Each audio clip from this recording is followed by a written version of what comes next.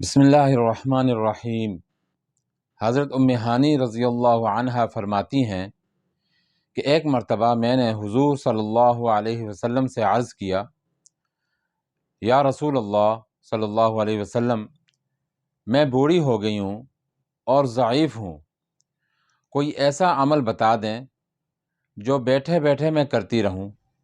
تو آپ صلی اللہ علیہ وسلم نے ارشاد فرمایا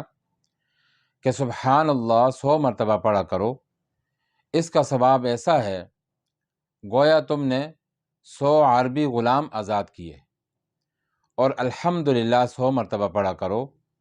اس کا ثواب ایسا ہے گویا تم نے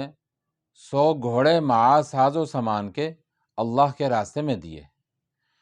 اور اللہ اکبر 100 مرتبہ پڑھا کرو، یہ ایسا ہے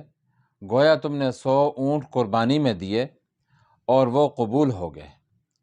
100 مرتبہ لا الہ الا اللہ پڑھا کرو، اس کا ثواب تو زمین و آسمان کو بھر دیتا ہے۔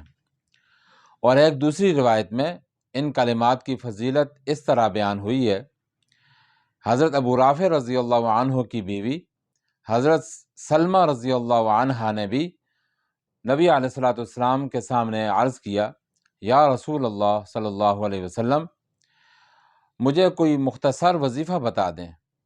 تو آپ صلی اللہ علیہ وسلم نے فرمایا، 10 مرتبہ اللہ اکبر پڑھا کرو۔ اللہ تعالیٰ اس کے جواب میں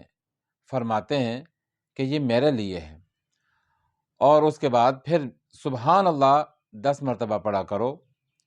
اللہ تعالیٰ اس کے جواب میں بھی فرماتے ہیں کہ یہ میرے لیے ہے، پھر 10 مرتبہ اللہم اغفر لی یہ پڑھا کرو، تو اللہ تعالیٰ فرماتے ہیں، ہاں میں نے تجھے بخش دیا، تیری مغفرت کر دی۔